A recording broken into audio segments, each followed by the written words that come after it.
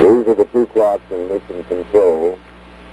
My monitor has gone out. I can see the flow monitor there pretty well, I think. What is it? There's 6 minutes now, coming up to 6 minutes. The engine should be shut down. Acquisition again. And we will now be waiting for the spacecraft to come over the lunar horizon and give us a report on their status. We now show 5 minutes, 45 seconds until reacquisition.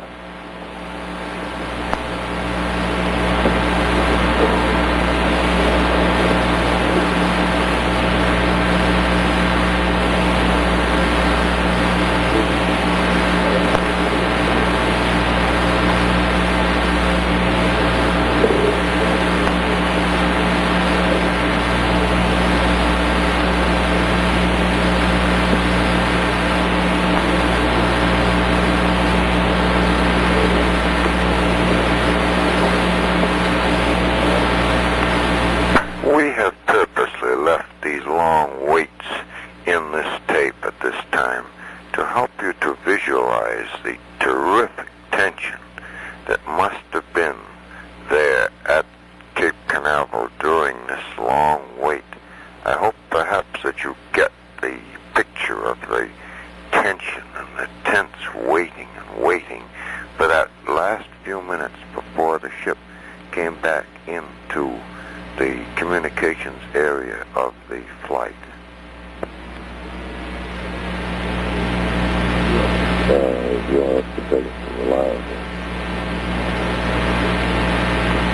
Very quiet in mission control. We hear no background noise from anybody. It'll be about, I would suspect, 5.5 minutes now until they pick up the tracking. The spacecraft as it emerges from clears the moon's horizon, comes around from the far side of it. 20 hours ago, when they came around the first time after making the maneuver to put themselves in lunar orbit, there was a cheer went up in the control room. At that time, they acquired tracking data on the spacecraft a good minute or a minute and a half before they heard that the astronauts actually say anything. And so that was a time of some little suspense.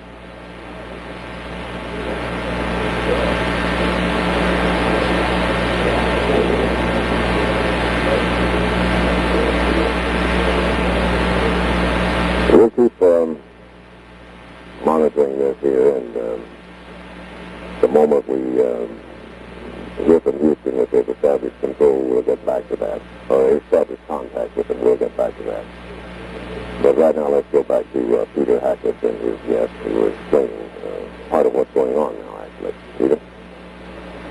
Frank, I'd like to ask Mr. Moyles how reliable this engine is. How do we know that it's going to actually function the way it's supposed to? Well, the engine, of course, Peter, has been tested a number of times. It was fired 8 times on Apollo 7. As I mentioned earlier, it's been fired 3 times already on this mission, and now with the PEI, we should have had our 4th firing.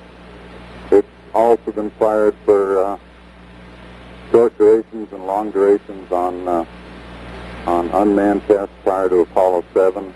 And, of course, there's been an extensive ground test program in the altitude chambers and at sea level conditions over the past 4 to 5 years. I think it's a very reliable engine. Of course, it's simple and well, if you can't fire it in one way, are there other ways of firing it, right? yes, the firing so far on this mission has been through the automatic Control use at 89 hours, 26 minutes. Flight Director Milton Windler has just advised his flight control team here in Mission Control Center that we have less than 3 minutes now until reacquisition of the spacecraft, and he requested that they monitor their consoles, get prepared to reacquire, and to get a status from the crew.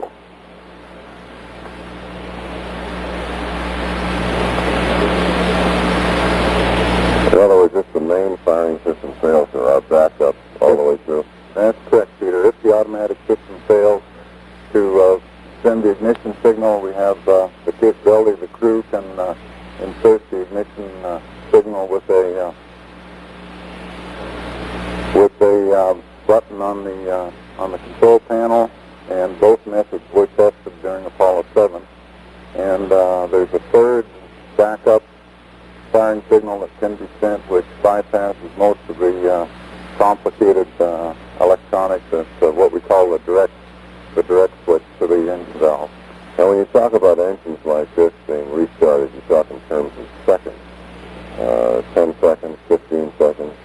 It seems to me that that's a rather short period of time to build up reliability. Well, of course, with an engine like this, reliability is the start and stop cycles, and once the engine is going, the pump valves are open, the engine is up to full thrust, then I think we're talking about duration of firing versus starting and stop capability. And in the space business, of course, with the trajectory corrections that have to be provided by these engines, it's the start-stop reliability and accuracy of timing that really counts. And now, what about the components of this particular engine? Control Houston, we now show less than 30 seconds until reacquisition.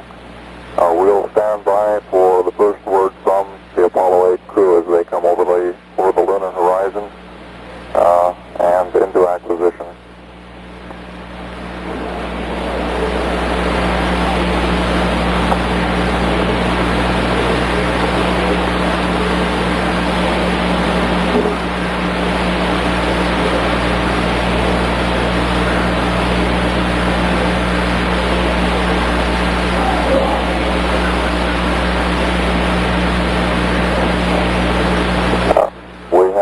Signal, and there's a little bit of a cheer going up from the flight controllers here.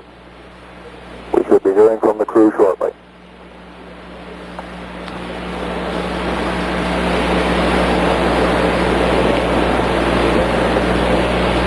They have picked up, while they're tracking the spacecraft, they have not heard verbally from the astronauts yet. And by picking the spacecraft up at the time they did, would indicate that the burn was accomplished successfully and right on the tip. And so, as you heard the Ward saying, there was a little bit of a cheer went up at the control room in Houston. We should be hearing the astronauts just very shortly.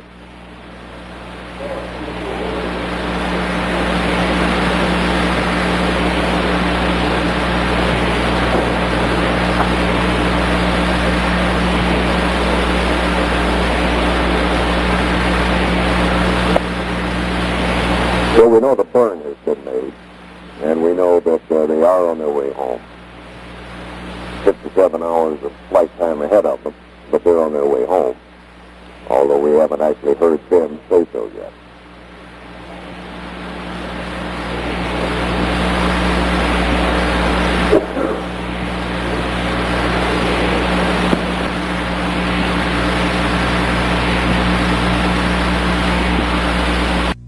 That takes place between the control center and the astronauts.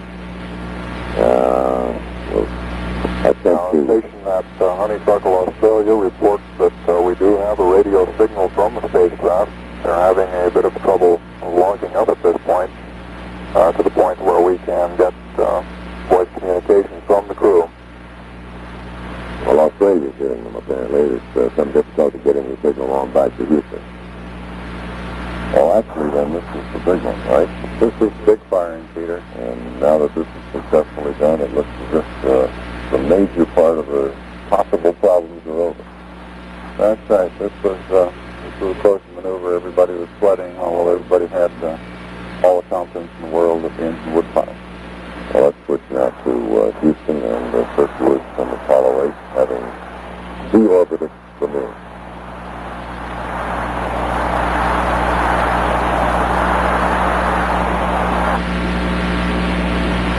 Apollo 8, Houston.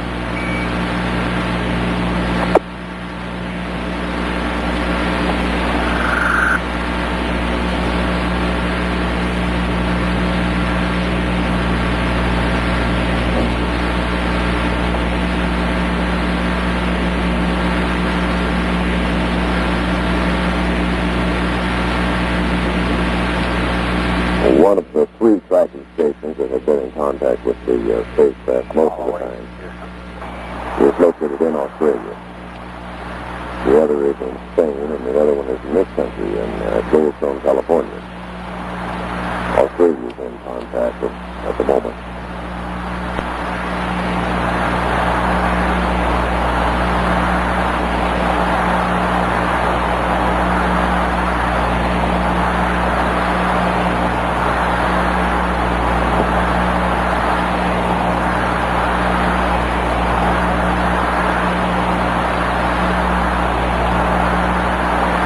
But the word is not getting back to Texas.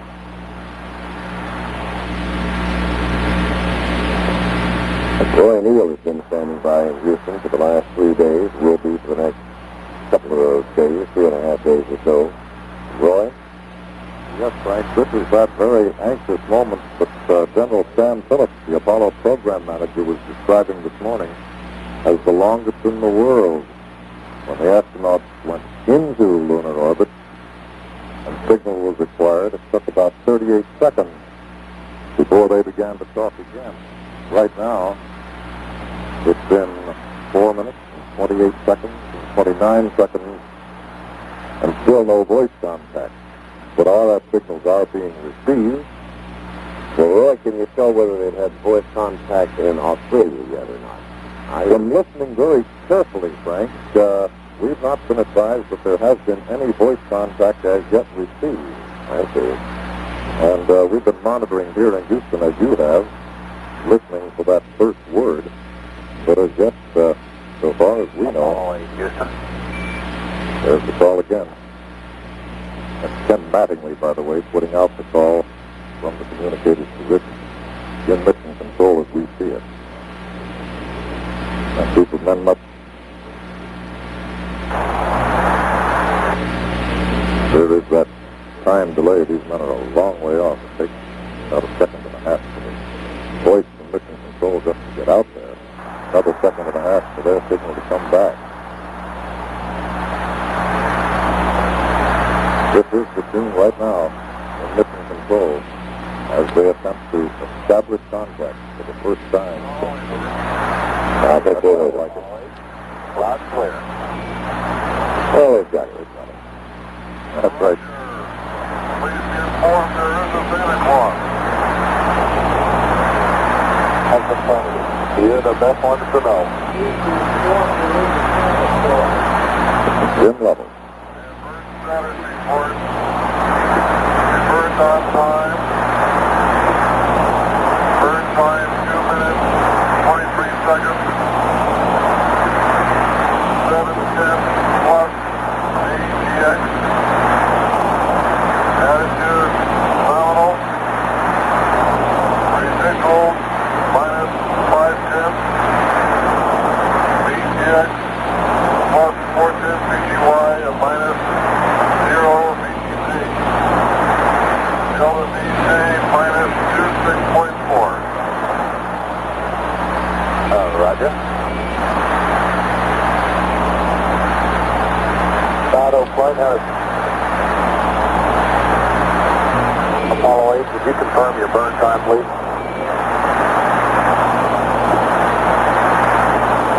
Roger, we had 2 minutes, 23 seconds.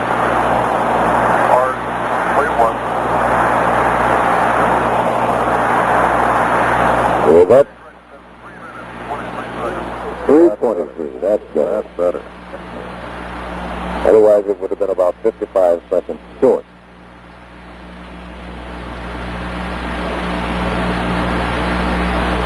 And they're making mistakes like we make when we get tired. I suspect, Frank, that they're very tired indeed right now. Jim Lovell was saying just that a few hours ago.